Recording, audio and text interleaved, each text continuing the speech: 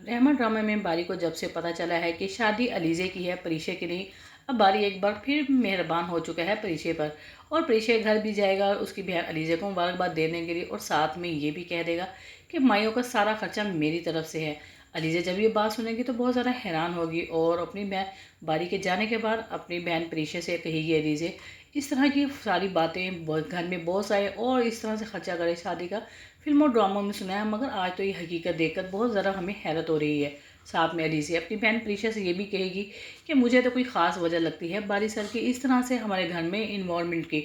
मुझे तो लगता है कि जैसे प्रीशा तुम्हें वो पसंद करने लगा है।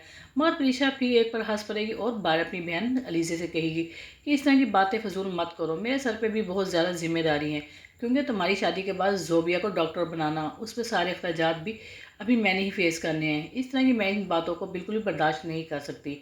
वहीं पर बारी का बाप जब देखेगा कि बारी प्रीशा के घर में आने जाने लगा है और साथ में प्रीशा में इंटरेस्ट लेने लगा है, तो बारी का बाप बारी को सख्ती से कह देगा कि उस लड़की के साथ इतनी अटैचमेंट तुम्हारी मुझे बिल्कुल पसंद नहीं।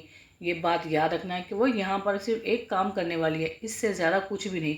बारी अपने बाप की बात को अच्छे तरीके से समझ जाएगा कि उसका बाप क्या कहना चाहता है। उसका बाप बिल्कुल हरगिज़ बर्दाश्त नहीं करेगा परीक्षा को अपनी बहू की सूरत में, इसलिए बारी एक बार फिर खामोश हो गया अपने बाप के सामने।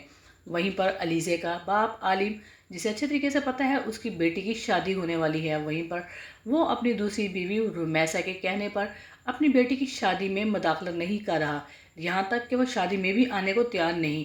मगर परीक्षा की सगी माँ जुबैदा, जो अपनी सास को यही कहने पे मजबूर कर रही है कि आप आलिम साहब को मजबूर करें, समझाएं, उनकी बेटी की शादी है, अगर बाप शादी में नहीं आएगा तो दुनिया वाले क्या बातें करेंगे।